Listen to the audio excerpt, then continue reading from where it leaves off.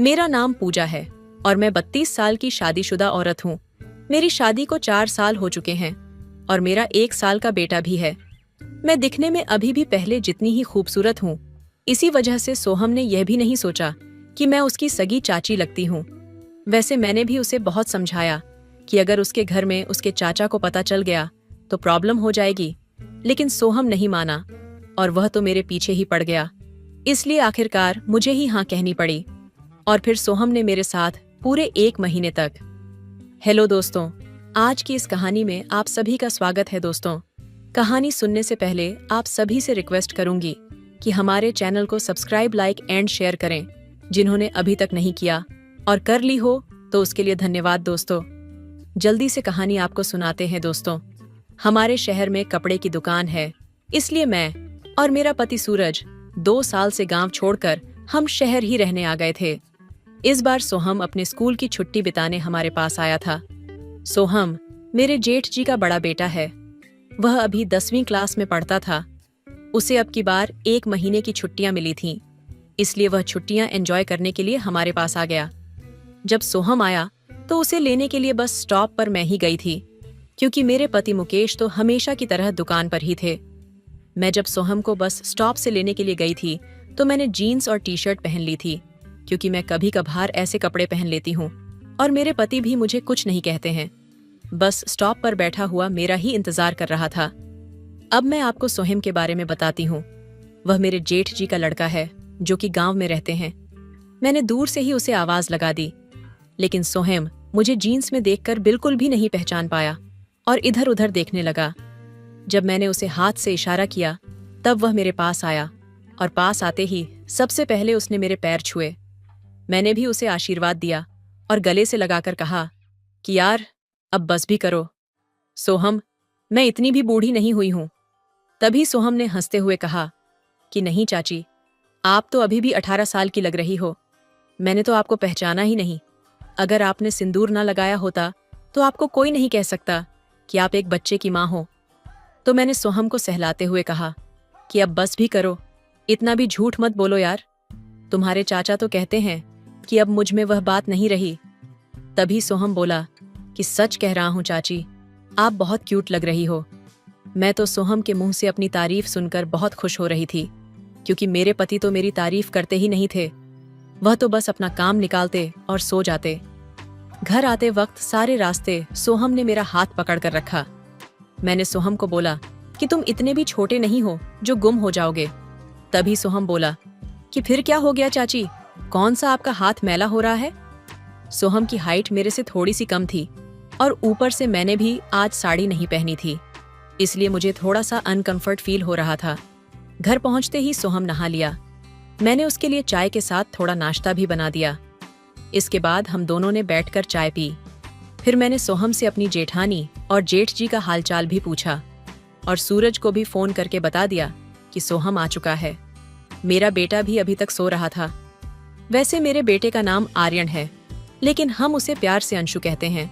फिर बातों ही बातों में मैंने सोहम से पूछ ही लिया कि अभी तक कोई गर्लफ्रेंड बनाई है या फिर सिंगल ही घूम रहे हो। मेरे मुंह से ऐसी बातें सुनकर सोहम तो शर्माने लगा। फिर मैंने उससे कहा कि अब बता भी दो ना यार, इतना क्या लड़कियों की तरह शर्मा रहे हो। मैं कौन सा जिठानी जी को बताने वाली हूँ। सोहम बोला कि नहीं चाची, ऐसी बात नहीं है, एक लड़की है, लेकिन मैंने उसे अभी तक कुछ नहीं बताया। तभी मैंने हंसते हुए बोला कि अच्छा, इसका मतलब तुमने अभी तक कुछ नहीं किया है। तो सोहम बोला कि कुछ करना तो छोड़ो चाची, मैंने तो अभी तक कुछ देखा भी नहीं है। सोहम की ऐसी बातें सुनकर मेरा तो हंस हंस कर पेट में दर्द होने लगा था। बातें करते करते कब 5 बज गए हमें पता ही नहीं चला और मेरा बेटा आर्यन भी जाग गया। इसलिए सोहम उसके साथ खेलने लगा और मैं घर का काम करने में लग गई। फिर थोड़ी देर बाद सोहम आर्यन को मेरे पास लाया, क्योंकि वह बहुत ज्यादा रो रहा था। सोहम बोला कि चाची, बहुत देर हो गई है, यह चुप नहीं हो रहा है, अब आप ही इसको संभालिए। जब मैंने आर्यन को लिया तो मुझे पता चल गया कि वह भूखा है, क्योंकि आज दोपहर को भी मैंने उसे दूध नहीं दिया था। इसीलिए मैं रसोई में ही उसे दूध पिलाने लगी। मैं जब अपने बेटे आर्यन को दूध पिला रही थी तो सोहम मेरी ही तरफ देख रहा था। और जब मैंने सोहम की तरफ देखा तो उसने नजरें घुमा दी। मैं समझ चुकी थी कि सोहम के मन में क्या चल रहा है। मेरे देखते ही सोहम वहां से जाने लगा तो मैंने उसे रोक लिया कि कोई बात नहीं। सोहम, क्या हो गया है तुम्हें? इसमें शर्माने वाली कौन सी बात है यार? उसके बाद मैंने सोहम को बोला कि आर्यन को बेड पर लेटा दो, अब ये कई घंटों तक नहीं जागेगा। फिर मैंने सभी के लिए खाना बना लिया और इतने में सूरज भी दुकान से आ गए थे तो वह भी नहाकर खाना खाने के लिए बरामदे में आ गए। खाना खाने के बाद सूरज ने राहुल से थोड़ी देर तक बातें की। उसके बाद मैंने रसोई का काम समेट दिया और फिर सूरज अपने कमरे में सोने के लिए चले गए क्योंकि वह दिन भर काम की वजह से थक जाते हैं। इसके बाद मैंने हमारे पास वाले कमरे में सोहम के लिए बिस्तर लगा दिया क्योंकि बाहर अब थोड़ी थोड़ी ठंड पड़ने लगी थी और फिर मैं अपने कमरे में चली गई। तब तक सूरत ने आर्यन को भी झूले में सुला दिया था और वह मेरा ही इंतजार कर रहे थे। लेकिन जब मैं जूड़ा बनाते हुए बेड पर पहुंची तो मैंने देखा कि सूरज तो मेरा इंतजार करते करते सो चुके थे। यह देखकर मेरी तो सारी फीलिंग ही मर गई क्योंकि पिछले कई दिनों से सूरज थोड़ा टेंशन में थे। शायद दुकान सही नहीं चल रही थी। फिर मैंने भी उन्हें नहीं जगाया क्योंकि मैं उन्हें और परेशान नहीं करना चाहती थी। इसलिए मैं भी मायूस होकर लेट गई। लेकिन फिर मुझे याद आया कि आज तो सोहम भी आया हुआ है तो मैं टाइम पास करने के लिए उसके कमरे में चली गई। सोहम बेड पर लेटा हुआ फिल्म देख रहा था और मुझे देखकर एकदम से बैठ गया और बोला कि अरे चाची, क्या हुआ? आप अभी तक सोई नहीं? तो मैं बोली कि कुछ नहीं, वह मुझे नींद नहीं आ रही थी इसलिए तुम्हारे पास आ गई। वैसे क्या देख रहे हो तुम? तो सोहम बोला कि कुछ नहीं, बस मुझे नींद नहीं आ रही थी इसलिए फिल्म चला ली। तो मैंने मजाक करते हुए पूछा कि अच्छा, कौन सी फिल्म देख रहे हो? कहीं वह वाली फिल्म तो नहीं चला रखी है? तो सोहम शर्माते हुए बोला कि नहीं चाची, आप ये कैसी बातें कर रही हो। तो मैंने उसे कहा कि क्यों, क्या हो गया? क्या तुम इंग्लिश फिल्में नहीं देखते? तो सोहम बोला कि हाँ, वो कभी कभार देख लेता हूँ। फिर सोहम ने भी मुझसे पूछ लिया कि आप भी देखती हो चाची? तो मैंने भी बोल दिया कि हाँ, मैं भी कभी कभार तुम्हारी तरह ही देख लेती हूँ। फिर सोहम बोला कि सच में चाची, आप इतनी प्यारी प्यारी बातें करती हो कि जी करता है आपसे सारी रात ऐसे ही बातें करता रहूं। तो मैं हंसते हुए बोली कि अभी 1 महीने तक रुकोगे तो तुम भी मेरी बातों से ऊब जाओगे जैसे तुम्हारे चाचा बोर हो गए हैं। फिर सोहम धीरे से बोला कि चाची, अगर आप बुरा ना मानो तो एक बात कहूं तो? मैंने उससे कहा कि हाँ, बोलो सोहम, मैं भला क्यों बुरा मानूंगी? तो सोहम बोला कि चाची, अगर आपके पास पड़ोस में कोई आपके जैसी हो तो मुझसे सेठ करवा दो ना प्लीज, मेरी भी छुट्टियां आसानी से गुजर जाएंगी। तो मैं भी नखरे दिखाते हुए बोली कि अच्छा बेटा, इतनी देर से बोल रहे थे कि आप बहुत प्यारी हो, क्यूट हो। अगर मैं तुम्हें इतनी ही क्यूट लगती हूँ तो फिर आस पड़ोस में क्यों, मुझ में क्या बुराई है? तभी सोहम मुस्कुराते हुए बोला कि चाची, कैसी बातें कर रही हो, आपकी तबीयत तो ठीक है ना? तभी मैं मुंह फुलाते हुए बोली कि क्या मतलब है तुम्हारा, तबीयत से तुम्हें क्या लगता है? मुझे कुछ नहीं पता। आज सुबह जब मैं आर्यन को दूध पिला रही थी तो तुम किधर देख रहे थे, और जब मैं फर्श पर पोंछा लगा रही थी तब क्या कर रहे थे, और अब मेरे सामने भोले बन रहे हो, तुम्हें क्या लगता है? मैं कुछ नहीं जानती। मेरी इतनी सारी बातें सुनकर सोहम के तो चेहरे पर 12 बज गए और वह बोला कि सॉरी चाची, सॉरी, आप तो बुरा ही मान गई यार, मैं तो बस मजाक कर रहा था। तभी मैंने सोहम से कहा कि नहीं, इसमें सॉरी बोलने वाली कोई बात नहीं है। तुम सब लड़के एक जैसे ही होते हो, पहले तो गुस्सा दिला देते हो और उसके बाद सॉरी बोलकर हमें ही शर्मिंदा कर देते हो। फिर सोहम ने मुझे खुश करने के लिए कहा कि चाची, गुस्से में तो आप और भी ज्यादा खूबसूरत लगती हो। तो मैं बेड से खड़ी होते हुए बोली कि अब बस करो, इतना मस्का लगाने की जरूरत नहीं है और अब सो जाओ, मुझे भी सुबह जल्दी उठना है। जैसे ही मैं जाने लगी तो सोहम ने मेरा हाथ पकड़ लिया और बोला कि चाची, अब तो हम फ्रेंड बन चुके हैं ना, तो फिर बताओ मुझे आपके साथ कब मौका मिलेगा? फिर मैंने भी सोहम का जी जलाते हुए कहा कि इतनी जल्दी भी नहीं मिलेगा, और यह कहकर मैं हंसती हुई अपने कमरे में आ गई। फिर सुबह मैं भी लेट उठी थी। जब तक मैंने चाय बनाई तब तक सूरज भी बाहर से घूम कर आ चुके थे और वह सोहम को भी अपने साथ ले गए। सोहम की आंखों में अभी भी नींद दिखाई दे रही थी। मैंने सूरज को बोला भी था कि बेचारे सोहम की नींद क्यों खराब कर रहे हो, देखो जरा उसकी आंखें अभी भी लाल हो रही हैं। तो सूरज मुस्कुराते हुए बोले कि कुछ नहीं होगा, संजना धीरे धीरे आदत पड़ जाएगी। और वह चाय पीने लगे। इतने में आर्यन भी जाग चुका था, इसलिए मैं भी उसे दूध पिलाने लगी। उसके बाद सूरज बोले कि पूजा, तुम जल्दी से हमारे लिए खाना बना दो, आज सोहम को भी मैं अपने साथ ले जा रहा हूँ, यह भी दुकान देख आएगा।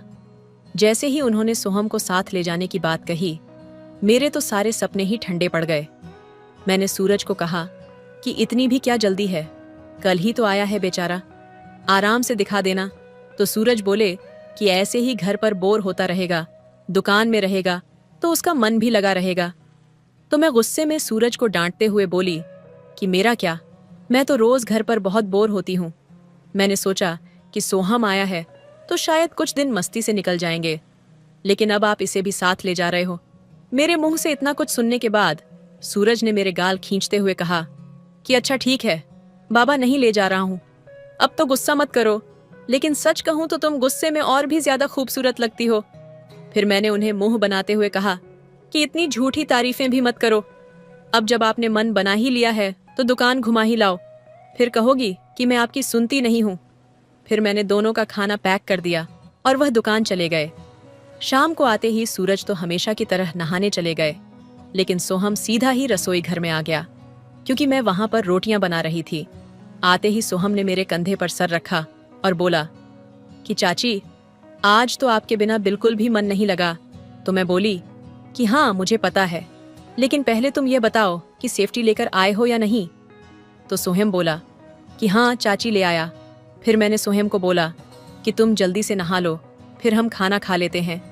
जब तक सोहम नहाकर आया तब तक सूरज तो खाना खा चुके थे और आर्यन के साथ खेल रहे थे।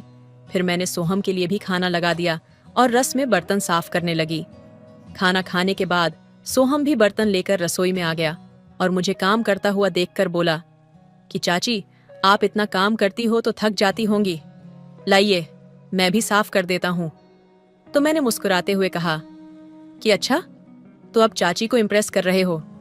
तो सोहम बोला कि चाची ऐसी बात नहीं है, पर पता नहीं क्यों आजकल आप पर कुछ ज्यादा ही दुलार आ रहा है।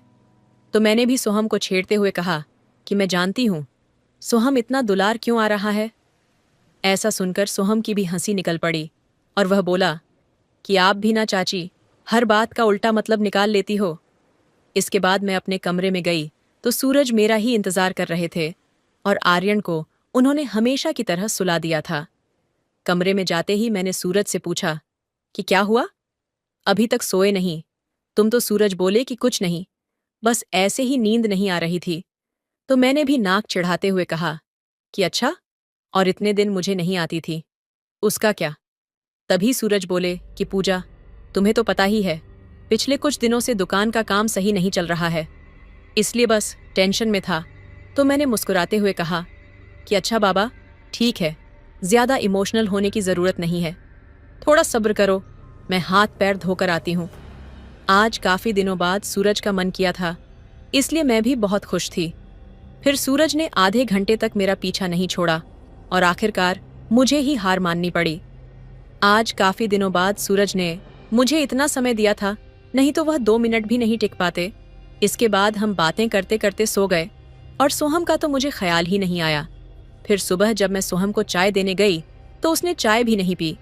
मुझे पता था कि वह रात के लिए गुस्सा है, तो मैंने उसे मनाते हुए पूछा कि क्या बात है सोहम, लगता है अपनी चाची से नाराज हो। मेरे इतना कहते ही सोहम बोला कि रात को आप आई क्यों नहीं थी? चाची, पता है मैं आपका 1 बजे तक इंतजार करता रहा। उसकी बात को सुनकर मैं खामोश रही, लेकिन अब मुझे समझ आ चुका था कि जो कुछ भी हम करने वाले हैं वह कितना गलत है। क्योंकि कई दिनों बाद मेरा नशा उतरा था, इसलिए मैंने सोहम को प्यार से समझाने की भी कोशिश की और उससे माफ़ी भी मांगी। तभी सोहम बोला कि चाची, आप ये कैसी बातें कर रही हो?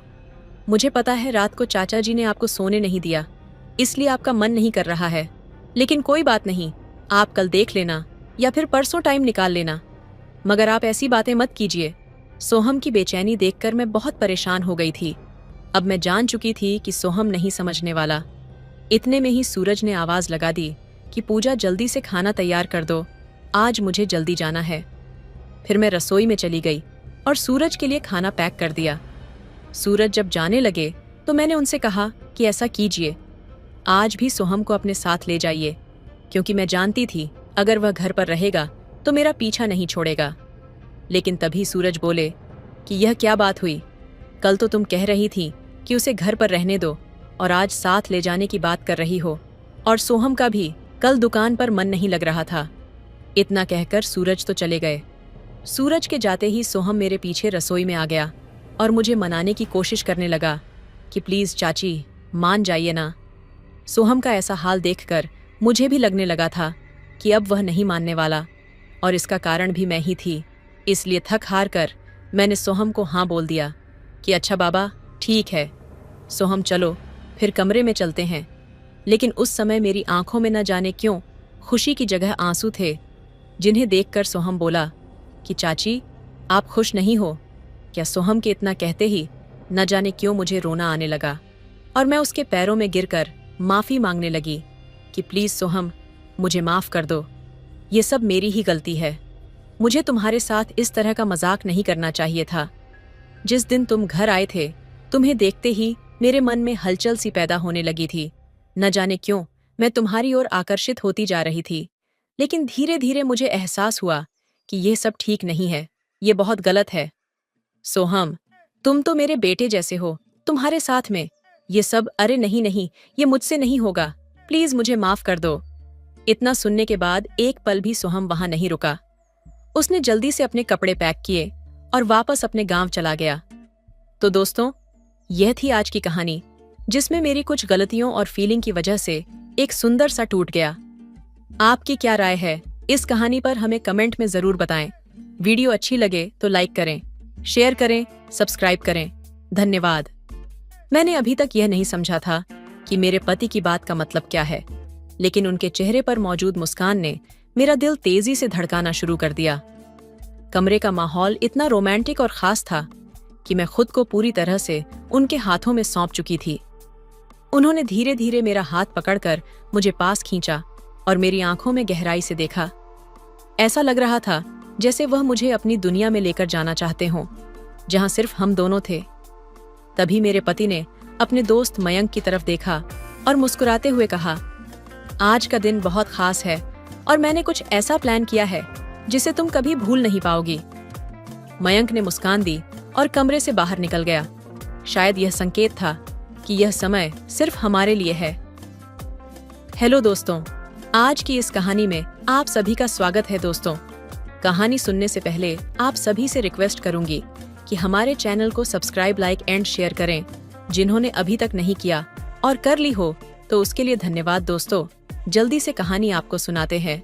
फिर मेरे पति, जिन्हें अब मैं दिवाकर नहीं बल्कि अपने दिल की धड़कन के रूप में महसूस कर रही थी, ने एक छोटा सा बॉक्स निकाला।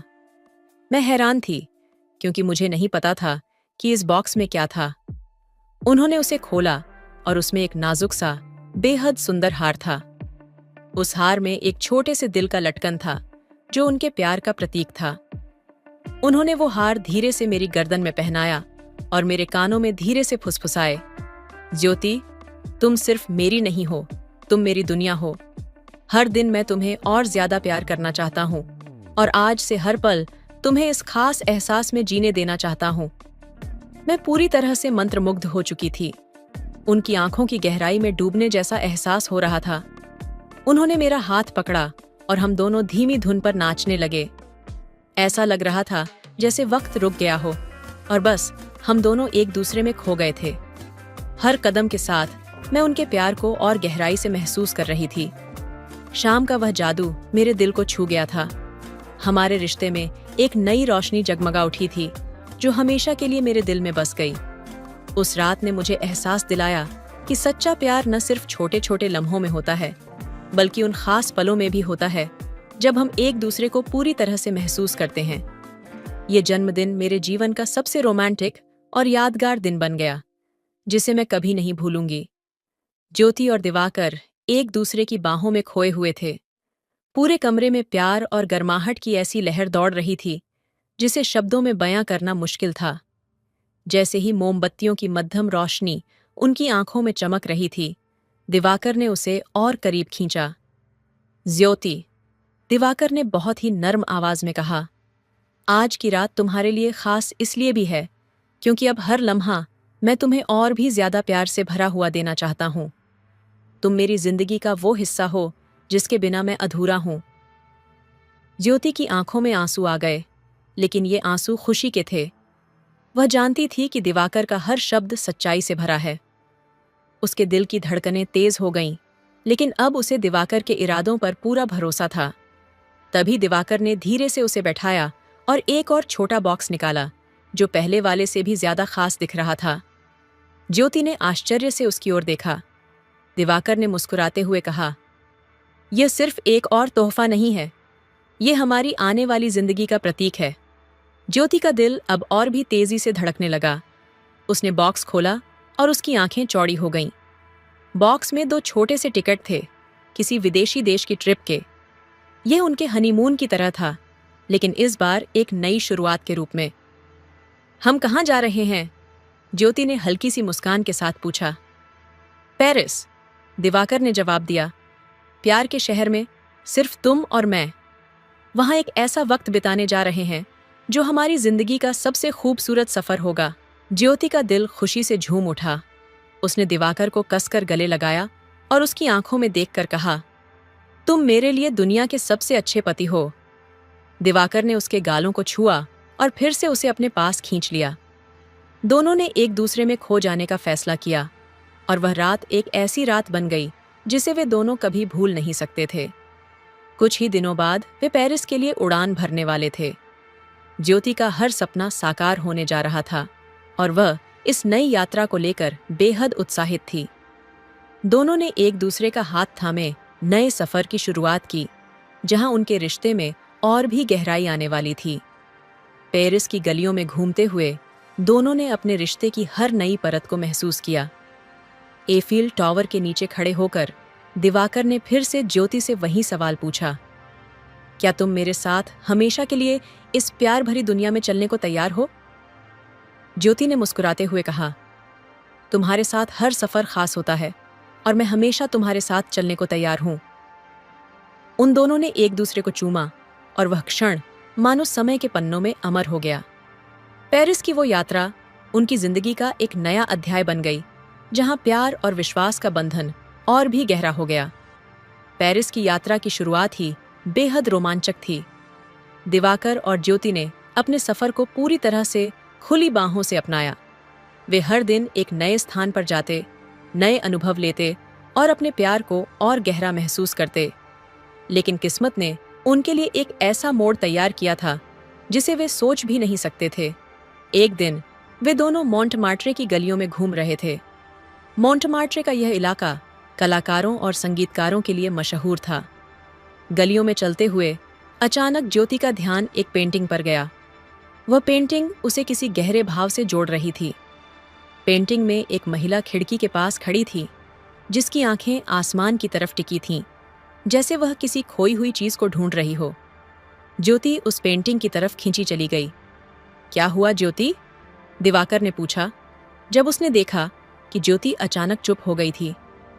मैं नहीं जानती, ज्योति ने जवाब दिया, पर इस पेंटिंग को देखकर मुझे कुछ अजीब सा एहसास हो रहा है, जैसे मैं इसे पहले से जानती हूँ। दिवाकर ने हंसते हुए कहा, शायद यह तुम्हारी कलात्मक आत्मा बोल रही है। लेकिन ज्योति का ध्यान अभी भी उस पेंटिंग पर था। तभी पेंटिंग के मालिक, एक बुजुर्ग कलाकार, उनके पास आए और बोले, यह पेंटिंग आपकी तरह की महिलाओं के लिए ही बनी है। ज्योति हैरान रह गई। उसने उनसे पूछा, आप ऐसा क्यों कह रहे हैं? कलाकार ने मुस्कुराते हुए कहा, इस पेंटिंग में छिपा राज वही समझ सकता है जिसने अपने जीवन में किसी खास मोड़ पर कुछ खोया हो और फिर उसे पाया हो। ज्योति को उन शब्दों ने भीतर तक हिला दिया। वह सोचने लगी, क्या उसकी जिंदगी में भी कुछ ऐसा था जिसे उसने खोया था? तभी अचानक उसे अपने बचपन की एक पुरानी याद आई। बचपन में उसकी एक बेहद खास दोस्त थी, आर्या, जो एक दिन अचानक कहीं चली गई थी। आर्या का जीवन में आना और फिर अचानक गायब हो जाना ज्योति के दिल पर गहरी छाप छोड़ गया था, लेकिन वह वक्त के साथ उस याद को कहीं भूल चुकी थी। ज्योति ने पेंटिंग खरीदी और उस रात उसे आर्या की यादें परेशान करने लगीं। दिवाकर ने ज्योति को देखा। वह उसके चेहरे पर हल्की चिंता देख सकता था। उसने पूछा, क्या तुम ठीक हो? ज्योति ने धीरे से कहा, दिवाकर, क्या तुम्हारे जीवन में भी कोई ऐसा व्यक्ति था जिसे तुमने अचानक खो दिया हो? दिवाकर थोड़ी देर चुप रहा, फिर उसने कहा, हाँ, मेरा एक दोस्त था जिसका नाम आर्या था। हम दोनों बहुत अच्छे दोस्त थे, लेकिन एक दिन वह बिना बताए कहीं चला गया। ज्योति का दिल तेजी से धड़कने लगा। उसने गहरी सांस ली और धीरे धीरे कहा, दिवाकर, आर्या तो मेरी भी दोस्त थी। दोनों ने एक दूसरे की ओर हैरानी से देखा। उनके सामने अचानक कई सवाल खड़े हो गए। यह संयोग था या किस्मत का खेल? क्या आर्या ने ही उन्हें एक दूसरे से मिलाने के लिए अपनी जगह छोड़ी थी? दिवाकर ने ज्योति का हाथ पकड़ा और कहा, शायद आर्या ने ही हमें एक साथ आने का रास्ता दिखाया हो। ये जीवन अजीब मोड़ लेता है, लेकिन मैं जानता हूं कि जो भी हो, हम साथ हैं और यही सबसे खास है। ज्योति ने भी मुस्कुराते हुए कहा, शायद इसी कारण हमें पेरिस आना था, ताकि हम अपने बीते हुए पलों को फिर से जोड़ सकें और अपने रिश्ते को और गहरा कर सकें। उस रात एफिल टावर के नीचे खड़े होकर ज्योति और दिवाकर ने यह फैसला किया कि वे अपने पुराने दोस्त आर्या को ढूंढेंगे। यह सफर अब सिर्फ उनकी रोमांटिक यात्रा नहीं थी, बल्कि एक ऐसे दोस्त की खोज भी थी जिसने कभी उनके जीवन में खास जगह रखी थी। ज्योति और दिवाकर का यह सफर अब और भी रोमांचक और भावनात्मक हो गया था। प्यार ने उन्हें साथ लाया था, लेकिन अब उनके जीवन में नए सवाल और नए रास्ते खुल गए थे। तो दोस्तों, आपको यह कहानी कैसी लगी कमेंट करके हमें जरूर बताएं, और कहानी अच्छी लगे तो चैनल को सब्सक्राइब कीजिए। मिलते हैं अगली कहानी में, तब तक अपना ख्याल रखिए। धन्यवाद।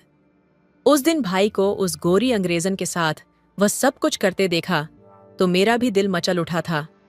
मेरे जज्बात बेकाबू होने लगे थे। मुझे भी ख्वाहिश होने लगी कि मेरे भाई का दोस्त दानिश भी मेरे साथ यह सब करे जो भाई उस गोरी अंग्रेजन के साथ कर रहे थे। लेकिन शायद वह तो पत्थर का बना हुआ था, मगर मैंने सोच लिया था कि अब सब कुछ मुझे ही करना होगा। रात को जब वह घर आया तो सीधा अपने कमरे में चला गया। मैं भी उठी और उसके पीछे पीछे ही उसके कमरे में चली गई। मैंने उसको अपने दोनों हाथों से मजबूती से जकड़ लिया। आज मैंने किसी मर्द को पहली बार अपनी बाहों में भरा था। उसने मुझे एक बार रोका और कुछ कहने लगा, लेकिन मैंने उसके लबों पर हाथ रख दिया और अपनी आंखें बंद कर लीं। अब उसने भी अपने बाजू मेरे इर्द गिर्द कर लिए थे। उसके ऐसा करने से मैं तो जैसे 7वें आसमान पर उड़ने लगी थी। मुझे आज एक नए मजे से लुत्फ आनंद हो रही थी और चाहती थी कि जल्द से जल्द इसकी इंतहा में पहुंच जाऊं। थोड़ी देर के बाद वह उठा और मुझे बाजू से पकड़कर खड़ा कर दिया। थोड़ी देर तक तो मैं उसको गौर से देखती रही, तो वह मुस्कुराकर मुझसे पूछने लगा, क्या देख रही हो? मैंने इनकार में सर हिलाया और एक बार फिर उसके साथ लिपट गई। वह मेरी बेचैनी समझ गया था। उसने एक एक करके मेरे सारे कपड़े उतारे और फिर कुछ लम्हों बाद ही उसने, हेलो दोस्तों, आज की इस कहानी में आप सभी का स्वागत है। दोस्तों, कहानी सुनने से पहले आप सभी से रिक्वेस्ट करूंगी कि हमारे चैनल को सब्सक्राइब, लाइक एंड शेयर करें, जिन्होंने अभी तक नहीं किया और कर ली हो तो उसके लिए धन्यवाद। दोस्तों, जल्दी से कहानी आपको सुनाते हैं। मेरा नाम रोशनी है और मैं दिल्ली की रहने वाली हूँ, लेकिन फिलहाल मैं पढ़ाई के सिलसिले में मुंबई आई हूँ। मैं यहाँ अपने भाई के साथ एक 3 कमरों के फ्लैट में रहती हूँ, जहाँ मेरे भाई आदित्य और उनका एक दोस्त मोहित भी रहता है। मेरा भाई 4 साल से कनाडा में है, जबकि उसका दोस्त भी 4 साल से उसी के साथ इसी फ्लैट में रहता है। मैं 1 साल पहले यहाँ आई हूँ और इसी फ्लैट में रहती हूँ।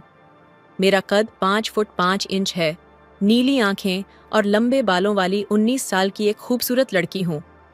मैं दिल्ली के ही एक कॉलेज में पढ़ती थी, जहाँ मेरे क्लास वालों और कॉलेज के दूसरे लड़के मुझ पर अक्सर लाइन मारते थे, लेकिन मैंने कभी किसी पर ध्यान नहीं दिया। इसी दौरान मेरा एडमिशन मुंबई के एक कॉलेज में हो गया और मैं यहाँ पर आ गई, जहाँ मेरा भाई पहले से ही मौजूद था। मैं चाहती थी कि मैं अपने भाई से हॉस्टल रहूं, ताकि खुलकर अय्याशियाँ कर सकूं, लेकिन मुझे मेरे घर वालों ने यहाँ आने की इजाज़त एक शर्त पर दी थी कि मैं अपने भाई के साथ रहूंगी। मैं यहाँ आई तो मेरे भाई का दोस्त मोहित मेरे दिलो दिमाग पर छा गया। 5 फुट 10 इंच कद वाला, गोरे रंग का खूबसूरत सा नौजवान, तकरीबन 25 साल की उम्र का होगा। गजब का खूबसूरत। ये लड़का हमेशा मुझसे दूर रहने की कोशिश करता। दूसरे लड़कों की तरह उसने कभी भी मुझसे ज्यादा फ्री होने की कोशिश नहीं की, बल्कि मतलब की बात भी वह मुझसे कभी कभार करता था। वह उस वक्त घर आता जब मेरा भाई भी मौजूद होता। अगर कभी ऐसा मौका आता कि मैं घर में अकेली होती, तो मोहित भी घर से बाहर चला जाता और उस वक्त वापस आता जब मेरा भाई आदित्य घर आ जाता। मैंने कई बार उसके साथ बात करने की कोशिश की, लेकिन वह हर बार कतराता था और मुझे नज़रअंदाज कर देता, जैसे कि इसके साथ किसी ने बात ही ना की हो।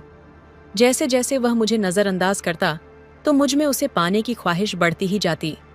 मैं जब भी उसे देखती तो मेरा दिल बेकाबू हो जाता। मुझे इस बात का भी खतरा था कि मैं अगर कभी इसके साथ कोई बात करूंगी तो ये भाई को ना बता दे। लेकिन इसके बावजूद मैं अक्सर उसको लिफ्ट कराती रहती, लेकिन हर बार मुझे नाकामी का सामना करना पड़ता। यह लड़का आज़ाद माहौल में रहने के बावजूद यहाँ की खुराफात से दूर था। हालांकि मेरा भाई आदित्य कई बार वीकेंड पर क्लब वगैरह जाता और जब वापस आता तो उसके मुंह से शराब की बदबू भी आ रही होती। लेकिन मोहित ऐसी तमाम बातों से बहुत दूर था। यही वजह थी कि मैं उसे मन ही मन चाहने लगी थी। एक बार जब उसकी तबीयत खराब हुई और वह दिन भर घर पर ही रहा। उस दिन मैं भी जल्दी कॉलेज से वापस आ गई, जबकि मेरा भाई अभी जॉब पर था। फिर मैंने उसके लिए चाय बनाई और उसको लाकर दी। उसने मेरे हाथ से चाय का कप लिया और खामोशी के साथ बैठकर पीने लगा। मैं भी कप देकर उसी कमरे में कुर्सी पर बैठ गई और उसके साथ बातें करने लगी। वह मुझे किसी बात का जवाब दे देता और किसी पर खामोश रहता। वह मुझे इग्नोर कर रहा था, लेकिन मैं भी एक तक लगाकर उसके सामने बैठी रही और दिल में सोचा कि देखती हूँ मुझे यह कब तक इग्नोर करता है। बातों के दौरान मैंने उससे पूछ लिया कि वह मुझे इतना इग्नोर क्यों करता है, तो कहने लगा कि तुम मेरे दोस्त की बहन हो और मुझे दोस्त की बहन अपनी बहन के बराबर होती है। मुझे ये बात सुनकर बहुत ज्यादा गुस्सा आया। मैं तो न जाने उसके बारे में क्या सोचती रहती हूँ और वह मुझे बहन बनाने के चक्कर में लगा हुआ है। मैंने उससे कहा कि दोस्त की बहन दोस्त भी तो हो सकती है ना। तो मेरी इस बात पर वह खामोश हो गया। मैंने उसे कहा कि मैं तुम्हें चाहती हूँ और तुमको हासिल करके ही रहूंगी। तो वह कहने लगा, प्लीज़ ये बात ठीक नहीं है। अगर तुम्हारे भाई को मालूम हो गया तो वह तुम्हें कुछ नहीं कहेगा, बल्कि सारा इल्ज़ाम मुझ पर ही डाल देगा। मैं यह नहीं चाहता कि हमारी दोस्ती में कोई दरार आए, तो मैंने उसको कहा कि तुम उसकी फिक्र ना करो और ये बात मुझ पर छोड़ दो। उस रोज़ मुझे काफ़ी हद तक कामयाबी हुई। मुझे लगा उसके अंदर भी दिल है और मैं उसके दिल तक पहुंच सकती हूँ। अब मुझे उसके दिल में लगी दहशत को दूर करना था। इसी तरह वक्त गुजरता गया और अगले 2 हफ्ते तक मुझे मोहित के साथ कोई कामयाबी न मिल सकी। इसी दौरान मेरे भाई को रात के वक्त एक जॉब मिल गई, जहां पहली वाली जॉब से ज्यादा तनख्वाह थी। मैंने भाई से बात की कि वह यह जॉब ना करें और रात के वक्त घर में कैसे अकेली रहूंगी, तो मेरा भाई कहने लगा, अकेली क्यों, मोहित भी तो घर में ही होता है। उस वक्त मोहित भी हमारे पास ही मौजूद था। तो मैंने भाई से कहा कि मोहित तो ऐसे रहता है जैसे घर में कोई है ही नहीं। आप होते हैं तो मुझे अकेलेपन का एहसास नहीं होता। आपके साथ तो मैं बातें भी कर लेती हूँ, लेकिन मोहित तो मुझसे बात करने से भी डरता है। मेरी बात सुनकर आदित्य भाई हंसने लगे और मोहित से मुखातिब होकर कहा, क्यों भाई? मोहित, क्या बात है बहन, तुम्हारी शिकायत कर रही है? तो मोहित एक बार नजर उठाकर पहले आदित्य भाई को देखने लगा और फिर मेरी तरफ देखा और फिर अपने लैपटॉप पर निगाहें झुका ली। मैंने कहा कि यह तो ऐसे मुझसे भागता है जैसे मैं इसको खा जाऊंगी। 6 महीने हो गए हैं। मोहित ने मुझसे कभी ठीक से बात तक नहीं की और आप कहते हैं कि मुझे अकेलेपन का एहसास नहीं होगा। मैंने कहा कि भाई, जब कभी आप घर ना हो और मोहित घर आ जाए और घर में आपको ना पाकर यह तो फौरन बाहर निकल जाता है। मुझे लगता है अगर आपने नाइट ड्यूटी वाली जॉब शुरू कर ली तो यह भी घर नहीं आया करेगा। मेरी बात सुनकर आदित्य भाई हंसने लगे और मोहित को एक बार फिर मुखातिब करके कहने लगे, मोहित, मुझे तुम पर और अपनी बहन पर, दोनों पर पूरा विश्वास है। मेरा ख्याल है कि मेरी गैर मौजूदगी में आइंदा बहन को अकेले होने का एहसास नहीं होने दोगे। भाई की बात सुनकर मोहित बोला, आदित्य, असल में बात यह है।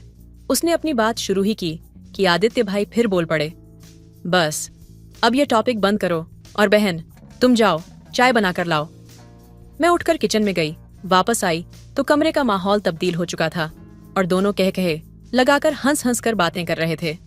मैं चाय की ट्रे लेकर कमरे में दाखिल हुई तो उनको हंसते हुए देखकर पूछ लिया कि कौन सी बात पर इतना हंसा जा रहा है। तो आदित्य भाई बोले, मोहित के ऑफिस में एक अफ्रीकन लड़की उसको लिफ्ट करा रही है, मगर ये मान ही नहीं रहा। मैंने इसको कहा है कि खुद नहीं करनी तो मेरी करा दो, तो भी नहीं मान रहा। आदित्य भाई की बात सुनकर मैं बोली, मोहित के लिए तो नहीं आदित्य भाई, आपके लिए ठीक है, आप शादी कर लें। मेरी बात सुनकर फिर कहकहाने लगे और साथ में हम लोग चाय भी पीते रहे। इसी दौरान मैंने नोट किया कि मोहित बात करते करते चोर आंखों से मुझे देख रहा है और फिर मुझसे नजरें मिलते ही निगाह दूसरी तरफ कर लेता है, जिस पर मुझे बहुत खुशी महसूस हुई थी कि आखिरकार मुझे कामयाबी मिल रही है। मेरे ख्याल में यह पहली बार था कि मोहित मेरी तरफ नजर उठाकर देख रहा था। पहले तो मुझसे बात भी नहीं करता था। भाई ने मोहित से कहा कि कल से तुम अपनी जॉब पर जाते हुए बहन को उसके कॉलेज ड्रॉप कर दिया करो और वापसी में ये खुद आ जाया करेगी। मैं रात को ड्यूटी करूंगा, तुम उसका ख्याल रखना, मुझे कोई शिकायत ना मिले। और बहन, तुम भी दानिश को ज्यादा तंग मत करना, वरना तुम्हारी भी खैर नहीं। अगले रोज सुबह सुबह नाश्ते के बाद मोहित जॉब पर जाने लगा तो मैं भी फट से उसकी गाड़ी का फ्रंट दरवाजा खोलकर बैठ गई। वह गाड़ी में बैठा और एक नजर मुझे देखकर गाड़ी चलाने लगा। वह गाड़ी चलाते हुए खामोश था। मैंने बात शुरू की और कहने लगी, मोहित, आप जितना दूर भागोगे मैं उतना ही पास आऊंगी, और मैंने कहा कि मैं तुमको पसंद करती हूँ और तुमको हासिल करके ही रहूंगी। वह मेरी बातें खामोशी से सुनता मुझे कॉलेज के बाहर ड्रॉप करके चला गया। दोपहर को मैं घर आई तो आदित्य भाई सो रहे थे। मैंने कपड़े मशीन में डालकर धोए और टीवी लगाकर देखने लगी। शाम को मोहित आया तो मैंने उसको चाय बनाकर दी। इतने में आदित्य भाई भी उठ गए और जॉब पर जाने के लिए तैयार होने लगे। मैंने उनसे पूछा कि आज रात के खाने का क्या तैयारी है, तो आदित्य भाई कहने लगे, मैं तो जॉब पर जा रहा हूँ, बेहतर है जब तक मेरी रात की जॉब है आप लोग बाहर से ही खाना खा लिया करो। भाई के जॉब पर जाने के बाद मैं टीवी देखती रही जबकि मोहित अपना लैपटॉप लेकर अपने कमरे में घुस गया। रात को 10 बजे मैंने मोहित के कमरे का दरवाजा खोला और उससे कहा कि आज क्या आपने भूख हड़ताल कर रखी है? क्या अगर ऐसा है तो इसमें मेरा क्या कसूर है? आपको कुछ नहीं खाना तो मुझे तो भूखा ना रखें। मेरी बात सुनकर मोहित मुस्कुराया और अपना लैपटॉप साइड पर रखकर उठ गया और कहने लगा, तुम आधा घंटा इंतजार करो, मैं बाहर से कुछ लेकर आता हूँ। मैंने कहा, नहीं, आप कुछ नहीं लाए, मैं भी आपके साथ चलूंगी, हम बाहर ही खाएंगे। मेरी बात सुनकर वह मेरी तरफ देखने लगा और बोला, चलो ठीक है। मैंने कहा, ठहरो, मैं कपड़ा चेंज कर लूं। तो कहने लगा, क्या चेंज करना है? अच्छी भली तो हो। मैंने उसकी बात सुनी और उसके करीब आकर उससे कहा कि अगर आपको ठीक लगती हूँ तो ऐसे दूर क्यों रहते हो? चलती हूँ, वरना दूसरे कपड़े पहन लेती हूँ। उसने मेरी बात अनसुनी कर दी और दरवाजा खोलकर बाहर निकल गया। मैं भी उसके पीछे पीछे बाहर आ गई और गाड़ी में बैठ गई और मोहित गाड़ी चलाने लगा। फिर उसने एक रेस्टोरेंट के सामने गाड़ी खड़ी की और खुद दरवाजा खोलकर बाहर निकल गया और थोड़ी देर के बाद वह बर्गर और कोल्ड ड्रिंक ले आया। मैंने उससे कहा कि खाना लेकर घर नहीं जाना, बल्कि यहाँ किसी करीब पार्क में चलते हैं, वहीं बैठकर खाएंगे। वह मेरी बात सुनकर खामोश रहा और गाड़ी चलाने लगा। थोड़ी देर के बाद उसने एक पार्क के सामने गाड़ी खड़ी कर दी और हम दोनों ने एक बेंच पर बैठकर बर्गर खाया और कुछ देर बाद घर पर आ गए। मगर इस दौरान भी उसने कोई बात नहीं की। दूसरे दिन शाम को जब भाई जॉब पर जाने लगे तो मैंने उनसे कहा, भाई आज आप जॉब पर ना जाएं। उन्होंने कहा, क्यों?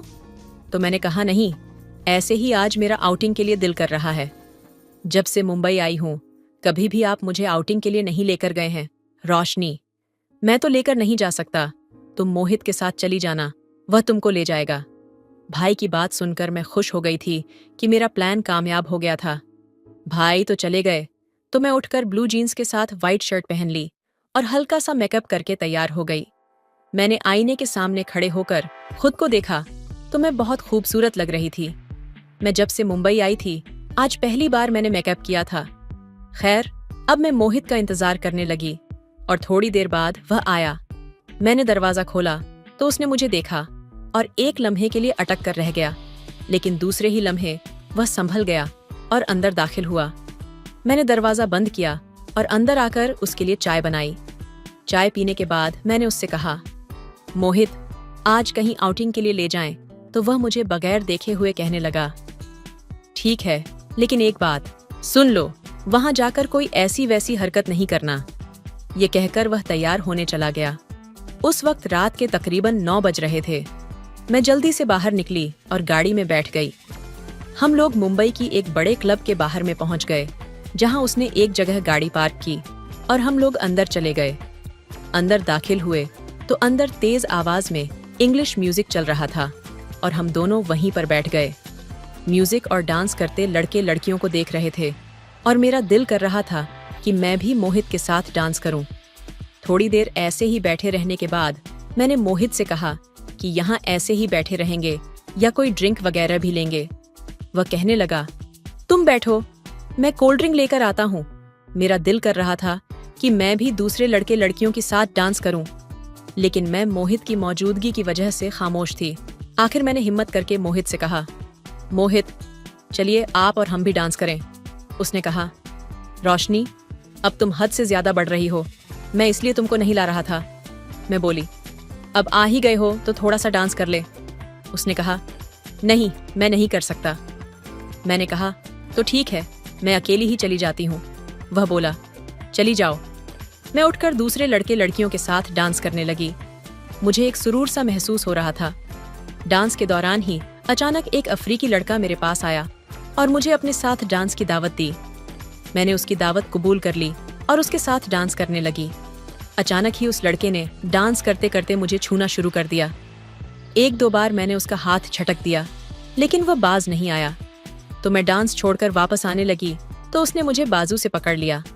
मैंने उससे खुद को छुड़ाने की कोशिश की, लेकिन नाकाम रही। अब मैं मोहित की तरफ देखने लगी। उसने मुझे उस हालत में देखा तो उठकर आया और लड़के को न जाने क्या क्या कहा और मुझे बाजू से पकड़कर टेबल पर लेकर आ गया। यहाँ आते ही उसने मुझे अच्छी खासी बातें सुनाई, लेकिन मैं चुप रही। मोहित मुझे पकड़कर गाड़ी तक लाया और गाड़ी में बैठाकर खुद गाड़ी चलाने लगा। सुबह मैं 9 बजे के करीब उठी तो वहीं हॉल में आदित्य भाई और मोहित बातें कर रहे थे। मुझे लगा कि मोहित ने सब कुछ भाई को बता दिया होगा और अब मेरा यहाँ रहना मुमकिन नहीं होगा। आज ही भाई मेरी वापसी की टिकट करवाकर मुझे वापस इंडिया भेज देंगे। खैर, मैं बाहर निकली। मोहित और भाई को गुड मॉर्निंग कहा। भाई ने मुझे देखा और कहने लगे, उठ गई शहजादी साहिबा, हम सुबह से चाय के इंतजार में बैठे हैं। मुझे सोना था, लेकिन मोहित ने मुझे सोने नहीं दिया। बता रहा था कि तुम लोग रात को क्लब गए थे। रोशनी, तुमने देखा ना, मोहित बहुत अच्छा डांस करता है। मैं घबराई हुई थी, कुछ नहीं बोली। किचन में जाकर चाय बनाई और उनके पास आ बैठी और इंतजार करने लगी कि कब भाई मेरी क्लास लेना शुरू करते हैं, मगर ऐसा कुछ ना हुआ। थोड़ी देर के बाद भाई चाय पीकर सोने के लिए अपने कमरे में चले गए। रात की ड्यूटी होने की वजह से भाई दिन में ही नींद पूरी करते थे और मैंने चोर नजरों से मोहित की तरफ देखा तो वह मेरी तरफ देखकर हल्का सा मुस्कुरा दिया। मैंने नजरें नीची कर ली और थोड़ी देर बाद फिर नजरें उठाकर उसकी तरफ देखा और उसको सॉरी कहा। उसने कहा, किस बात की सॉरी? वो मैंने आपको रात को बहुत तंग किया था ना, इसलिए। अरे नहीं, कोई बात नहीं, इसमें तुम्हारा क्या कसूर है? मैं खामोश हो गई और थोड़ी देर के बाद फिर बोली, आपने रात वाला वाकया भाई को भी बता दिया है या नहीं? उसने कहा, नहीं, वैसे तुम कल वाकई बहुत खूबसूरत लग रही थी। मैं उसकी यह बात सुनकर बहुत खुश हो गई थी और उसकी तरफ देखने लगी। अब मुझे उससे शर्म आ रही थी। आखिरकार मैं जीत गई थी। मोहित मेरी जिंदगी में आने वाला पहला लड़का था और मैं पहली बार उससे अपनी तारीफ सुन रही थी। फिर मैं उठकर अपने कमरे में चली गई और बेड पर उल्टी होकर लेट गई। मुझे अब हर चीज अच्छी लग रही थी और हर चीज पर प्यार आ रहा था। मैंने तकिया लिया और उसको जोर से अपने सीने के साथ लगा लिया। अब हमारी दोस्ती की शुरुआत हो चुकी थी। अब हर रोज हम लोग किसी न किसी जगह आउटिंग के लिए जाते, लेकिन कभी भी मोहित ने मुझे छुआ भी नहीं था। दिन गुजरते गए। एक रोज मेरी तबीयत खराब थी और मैं कॉलेज नहीं गई। मोहित अपनी जॉब पर चला गया और मैं अपने कमरे में ही लेटी थी, जबकि आदित्य भाई अपने कमरे में सोए हुए थे। 9 बजे के करीब मुझे दरवाजा खुलने की आवाज आई। मैंने सोचा भाई उठे होंगे, किसी काम के लिए दरवाजा खुला होगा। कुछ देर के बाद मुझे टीवी लॉज से आवाजें आने लगीं। उनमें भाई के साथ किसी लड़की की भी आवाज शामिल थी। दोनों अंग्रेजी जुबान में कुछ बोल रहे थे। मैं जल्दी उठी और दरवाजा हल्का सा खोल कर देखा तो आदित्य भाई एक गोरी अंग्रेजन के साथ बातें कर रहे थे। फिर थोड़ी देर बाद ही वह एक दूसरे के साथ लिपट गए और मेरा भाई उसका हाथ पकड़कर अपने रूम में ले गया और अंदर से दरवाजा बंद कर लिया। शायद भाई को लगता था कि मैं अपने कॉलेज गई हूँ, लेकिन तबीयत खराब होने की वजह से मैं अपने रूम में ही थी। मुझे हैरान हुई कि आखिर वह दोनों कमरा बंद करके अंदर क्या कर रहे हैं। मैं धीरे धीरे कदमों से भाई की खिड़की के पास पहुंची और जैसे ही मैं अंदर झांक कर देखने लगी तो मेरा दिल अंदर ही अंदर मचल उठा। उन दोनों को वह सब करता हुआ देखकर मुझे मोहित की याद आने लगी। मैं बिन पानी की मछली की तरह तड़पती हुई अपने कमरे के पास आ गई। मैं दरवाजा बंद करके अपने बिस्तर पर लेट गई। वह गोरी अंग्रेजन 1 घंटे से ज्यादा हमारे घर में मौजूद रही और फिर चली गई और भाई अपने कमरे में जाकर सो गए। शाम के वक्त भाई उठे तो मैंने उनको महसूस नहीं होने दिया कि मैंने उनको उस गोरी अंग्रेजन के साथ देखा है। खाने के बाद भाई भी चले गए। थोड़ी देर के बाद मोहित आया और हम लोग आउटिंग के लिए बाहर निकल गए, जहां मैंने तमाम वाकया से मोहित को आगाह किया। तो उसने बताया कि इस लड़की की तुम्हारे भाई के साथ काफी समय से दोस्ती है। तुम्हारे आने से पहले वह रोज घर आती थी, लेकिन तुम्हारे आने के बाद आदित्य ने उसे घर आने से मना कर दिया था। आज भी आदित्य को मालूम नहीं था कि तुम कॉलेज नहीं गई, इसलिए उसको बुला लिया। खैर, तुम उसके सामने यह जाहिर ना करना कि तुमने उसको देखा है, वरना वह शर्मिंदा हो जाएगा। मैंने कहा, ठीक है, मगर मैंने सोच लिया था कि अब सब कुछ मुझे ही करना होगा। मोहित रात को जब वह घर आया और सीधा अपने कमरे में चला गया, मैं भी उठी और उसके पीछे ही उसके कमरे में चली गई और पीछे से मैंने उसको अपने हाथों से मजबूती से जकड़ लिया। आज मैंने किसी मर्द को पहली बार अपनी बाहों में लिया था।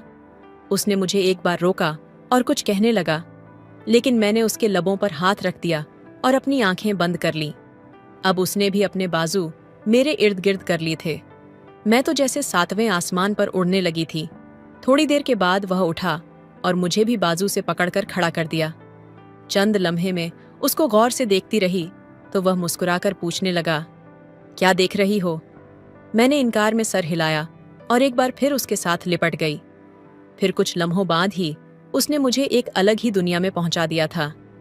उसके बाद मैं बिल्कुल निढाल सी हो गई और आंखें बंद करके लेटी रही। उसने अपने हाथों से मेरे गाल थपथपा कर कहने लगा, उठो और अपने कपड़े पहनकर अपने कमरे में चली जाओ। थोड़ी देर बाद आदित्य आने वाला होगा। मैं उठकर बाथरूम में चली गई और वापस आकर कपड़े पहनने लगी और अपने कमरे में आकर लेट गई। उस रात भी जब आदित्य भाई जॉब पर चले गए तो मोहित मुझे अपने कमरे में ले गया, लेकिन मैंने उसको कुछ न करने दिया क्योंकि मुझे अभी भी तकलीफ महसूस हो रही थी। उस अगले रोज मोहित ने फिर मेरे साथ वो सब किया। अब तो हर रोज ही हम लोग इकट्ठा सोने लगे थे। तकरीबन 2 महीने बाद आदित्य भाई को शक हो गया कि मेरे और मोहित के बीच कुछ चल रहा है। मेरे भाई ने इस बारे में मुझसे बात की तो मैंने यह कहकर टाल दिया कि ऐसा कुछ भी नहीं है। फिर मोहित से बात की तो उसने भी इनकार कर दिया, लेकिन आदित्य भाई ने कुछ दिनों के बाद मोहित से कहा कि वह अपने लिए किसी और जगह का बंदोबस्त कर ले, जिस पर मोहित यहाँ से किसी और जगह चला गया और भाई ने भी रात की जगह दिन की ड्यूटी वाली जॉब शुरू कर दी थी। अब भी मैं मोहित के साथ कभी कभी भी दिन के वक्त मिल लेती हूँ, लेकिन इसके बाद उसके साथ सिर्फ 1-2 बार ही वह सब करने का मौका मिला। लेकिन कुछ दिन बाद भाई को सब पता चल गया। उन्होंने घर पर बात की और हम दोनों की शादी तय कर दी। कुछ महीनों बाद ही हमारी शादी हो गई। तो दोस्तों, यह थी आज की कहानी। आपको कैसी लगी हमें कमेंट में जरूर बताएं। वीडियो अच्छी लगे तो लाइक करें, शेयर करें, सब्सक्राइब करें। धन्यवाद। एक रात मैं गहरी नींद में था, तभी मुझे ऐसा महसूस हुआ कि कोई मेरे साथ कुछ अजीब सा कर रहा है। तभी अचानक मेरी नींद खुल गई। तब मैंने देखा कि मेरी काकी मेरे साथ कुछ अजीब कर रही थी। मैंने घबराकर कहा, काकी, आप क्या कर रही हैं? काकी ने कहा, मैं कुछ भी कर रही हूँ, तुझे दिख नहीं रहा? इतनी बातें क्यों कर रहा है? मुझे जो करना है करने दे। काकी की डांट से मैं बहुत डर गया। फिर मैंने कहा, अच्छा काकी, जो करना है कर लो। फिर काकी अचानक से पागल सी हो गई और उस बरसाती रात में उसने जो किया उसे सुनकर आपका भी दिमाग हिल जाएगा। दोस्तों, ये कहानी बहुत ही दिलचस्प है। मुझे यकीन है कि इसे सुनकर आप सबका दिल खुश हो जाएगा। नमस्ते दोस्तों, आज की इस कहानी में आपका स्वागत है। इस कहानी में मैं एक लड़के का किरदार निभा रही हूँ। मेरा नाम रुद्र है और अभी मेरी उम्र 28 साल है। जिस वक्त की यह कहानी है तब मेरी उम्र 18 साल थी। मेरे काका छोटे मोटे व्यापारी थे। कभी कभी वह व्यापार के काम से बाहर जाते थे तो 7-8 दिन और कभी कभी 10-15 दिन तक घर नहीं आते थे। जब भी काका घर पर नहीं होते थे तब मुझे काकी के घर रुकना पड़ता था। काकी की शादी को अभी बस 1 साल ही हुए थे और अभी उनके कोई बच्चा नहीं था और काकी को अकेले रहने में बहुत डर लगता था क्योंकि हमारा घर काफी सुनसान जगह पर था और घर में और कोई बच्चा भी नहीं था। मेरा कोई भाई बहन भी नहीं था और हमारे घर में बस मैं और मेरे मम्मी पापा और काका काकी रहते थे। रात को जब काका घर पर नहीं होते तो काकी बहुत डर जाती थी। यही वजह थी कि काका मुझे अपने घर बुला लेते थे ताकि मैं काकी के साथ रह सकूं और वह अकेले रहकर ना डरे। एक दिन काका ने मुझसे कहा, देख बेटा, हमारे घर में और कोई लड़का नहीं है। तेरा हमारे भाई का बेटा होना और मेरा बेटा होना एक ही बात है। तू हमारा इकलौता बेटा है। तू जानता है कि मैं एक छोटा मोटा व्यापारी हूँ और मुझे व्यापार के काम से कभी कभी बाहर जाना पड़ता है। जब मैं बाहर रहूंगा तब तू हमारे घर ही रहना, क्योंकि तेरी काकी रात में अकेली नहीं रह पाती है और फिर तेरी काकी को ब्लड प्रेशर की बीमारी भी है। इसलिए जब मैं घर पर नहीं रहूंगा तो तू हमारे घर के गेस्ट रूम में रहेगा और तू तेरी काकी से पैसे लेकर जो भी जरूरी चीजें हो बाजार से ला दिया करेगा। साथ ही तू अपनी काकी का ख्याल भी रखेगा, ठीक है? तब मैंने कहा, ठीक है काका, आप बेफिक्र रहिए। मैं काकी की पूरी देखभाल करूंगा और जो भी जरूरत होगी वह सब पूरा कर दूंगा। फिर दोस्तों, जब भी काका बाहर जाते थे मुझे काकी के यहाँ रुकना पड़ता था। मैं गेस्ट रूम में रहता था जो काकी के कमरे के बगल में ही था। लेकिन जब भी मैं उनके यहाँ रुकता काकी मुझे अपने कमरे में बुला लेती और मेरे साथ ढेर सारी बातें करती। हम दोनों कई बार देर रात तक टीवी देखते रखते। दोस्तों, मेरी काकी ने ग्रेजुएशन तक पढ़ाई की थी और मैं उस समय 10वीं क्लास में था। इसीलिए कभी कभी भी वह मुझे पढ़ाती भी थी, लेकिन ज्यादातर वह मुझसे बातें करती और रोमांटिक फिल्में देखती। एक दिन जब मैं उनके यहाँ रुकने गया तो काकी ने कहा, रुद्र बेटा, आज तू मेरे पास ही रहेगा। बाहर बहुत तेज आंधी और बारिश हो रही है। मुझे बहुत डर लग रहा है। मैंने कहा, काकी, इसमें डरने की क्या बात है? बाहर चाहे जो हो, चारों तरफ तो दीवारें हैं ना, आपको डरने की जरूरत नहीं है।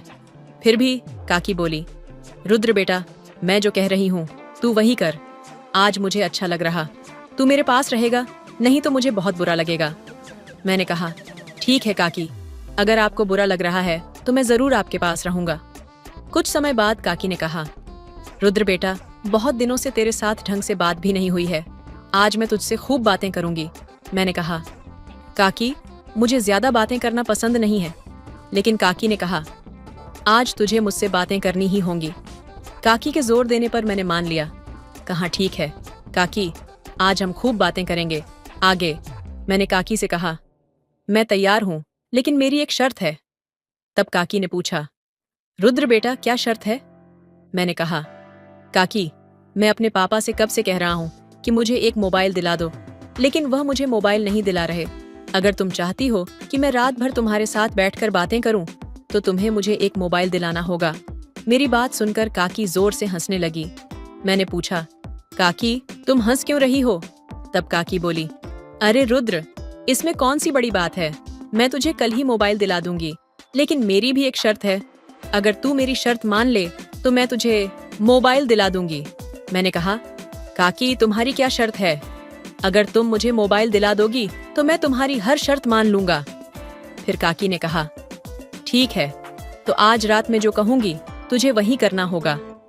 तब मैंने जवाब दिया, ठीक है, कि अगर तुम मुझे मोबाइल दिला दोगी तो मैं तुम्हारी हर बात मानूंगा। इस तरह बातों बातों में रात बीत रही थी और हमें समय का पता ही नहीं चला। काकी मुझसे बातें करते करते अचानक अजीब ढंग से मेरी ओर देखने लगी। उनकी निगाहों में कुछ रहस्य छिपा हुआ सा लग रहा था। मैंने सोचा चलो, जो भी काकी कहेगी मैं कर दूंगा, क्योंकि इसके बदले में मुझे मोबाइल मिलेगा। फिर मैंने काकी से कहा, काकी अब बताओ तुम्हारी शर्त क्या है? काकी ने हंसते हुए कहा, रुद्र इतनी जल्दी क्यों कर रहा है? धीरे धीरे सब बताऊंगी, रात होने दे, फिर तुझे शर्त समझ में आ जाएगी। अब चल सो जाते हैं, बाहर बहुत तेज आंधी और बारिश हो रही है। कुछ देर बाद काकी ने कहा, रुद्र बेटा आज मुझे बहुत बुरा लग रहा है, ये लो ये मलहम है, इसे मेरे सिर पर मल दे, शायद इससे मुझे थोड़ा आराम मिलेगा। फिर मैं एक आज्ञाकारी बच्चे की तरह काकी के सिर पर मालिश करने लगा। एक तरफ मैं मालिश कर रहा था और दूसरी तरफ काकी अजीब अजीब आवाजें निकाल रही थीं। मैंने पूछा, काकी आप ऐसे अजीब आवाजें क्यों निकाल रही हो? तब काकी ने जवाब दिया, अरे रे तू ये समझेगा नहीं, तुझे जैसा कहा है वैसा ही कर। मैंने भी कहा, ठीक है काकी। और फिर जैसे वह सिखा रही थी वैसे ही अच्छे बच्चे की तरह मैं उनके कहे अनुसार उन्हें मालिश करने लगा। मालिश करते करते काकी अचानक सो गई और मैं भी सो गया। रात की गहरी नींद में अचानक मुझे ऐसा महसूस हुआ कि कोई मेरे साथ कुछ अजीब करने की कोशिश कर रहा है। तब मैं फौरन जाग गया और देखा कि काकी मेरे साथ कुछ अजीब कर रही थी।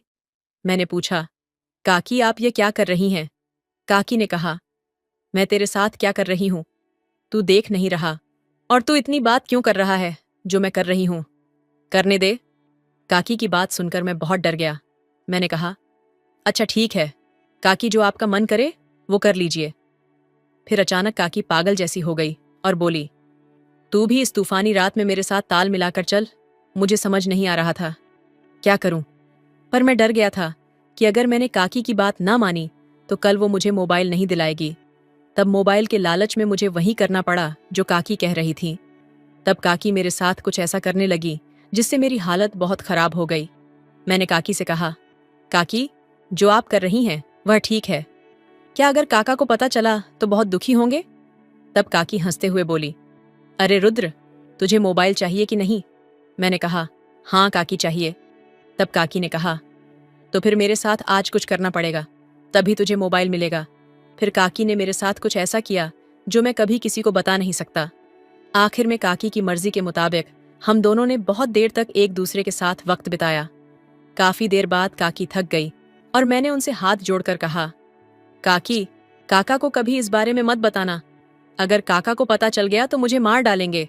काकी ने कहा, अरे पगले तू चिंता मत कर, काका को कैसे पता चलेगा, यहाँ तो सिर्फ तू और मैं ही हैं। रुद्र तू बहुत प्यारा है, मुझे तू बहुत पसंद है, मैं तुझसे बहुत प्यार करती हूँ। काकी ने फिर कहा, मैं तुझे कभी यह नहीं कह पाई, लेकिन तेरे साथ वक्त बिताने का मेरा हमेशा से शौक था। आज तू मेरी सारी इच्छाएं पूरी कर रहा है। फिर हमने काफी देर तक समय बिताया और आखिर में हम दोनों थक गए। उस रात के बाद काकी और मैं जैसे ही घर के कामकाज में लग गए, मैं खुद को बहुत अजीब महसूस करने लगा। हर बार काका को देखकर डर लगता कि कहीं उन्हें कुछ पता न चल जाए। काकी तो अपने रोज के काम में मगन रहती, लेकिन मैं हर समय उलझन में रहता। कुछ दिन बीत गए। एक दिन काका अचानक काम से जल्दी घर लौटे। उस वक्त मैं और काकी घर पर थे। जैसे ही काका घर में घुसे, उन्होंने काकी के चेहरे पर कुछ शक देखा। काका ने मुझसे पूछा, रुद्र सब ठीक है ना?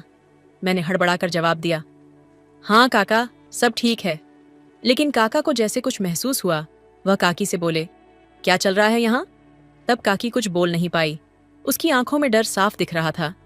काका समझ गए कि कुछ तो गड़बड़ है। उन्होंने कड़क आवाज में कहा, सच सच बताओ क्या चल रहा है, नहीं तो अच्छा नहीं होगा। तब काकी डर गई और रोते हुए सारी बात काका को बता दी। तब काका का चेहरा गुस्से से लाल हो गया। मुझे लगा आज मेरी जान नहीं बचेगी, लेकिन काका ने कुछ नहीं कहा, बस गुस्से में घर से बाहर निकल गए। कुछ घंटों बाद काका वापस आए। उनका चेहरा शांत था। उन्होंने मुझसे कहा, रुद्र ये जो कुछ भी हुआ इसे यही खत्म कर दो, कभी इस बारे में किसी से बात मत करना। मैं तुझे माफ कर रहा हूं, लेकिन आगे से ऐसी कोई गलती मत करना। काका की यह बात सुनकर मुझे बहुत राहत मिली। मैंने काका से माफी मांगी और वादा किया कि कभी भी कोई ऐसी गलती नहीं करूंगा। काकी भी चुपचाप थी, उसे समझ आ गया था कि जो कुछ हुआ वह गलत था। उस दिन के बाद से सब कुछ बदल गया। काका ने हमें माफ तो कर दिया था, लेकिन घर का माहौल हमेशा के लिए बदल गया था। मैंने तय किया कि अब मैं अपना रास्ता अलग कर लूंगा और किसी भी तरह की गलतियों से दूर रहूंगा। फिर कुछ महीनों बाद मैं शहर चला गया। पढ़ाई और काम की तलाश में काका और काकी की यादें मेरे जहन में रह गईं। लेकिन मैंने खुद को एक नई जिंदगी में ढाल लिया, जहां मैं खुद को बेहतर इंसान बना सका। और इस तरह वह एक भूल बनकर मेरे अतीत में दफन हो गई।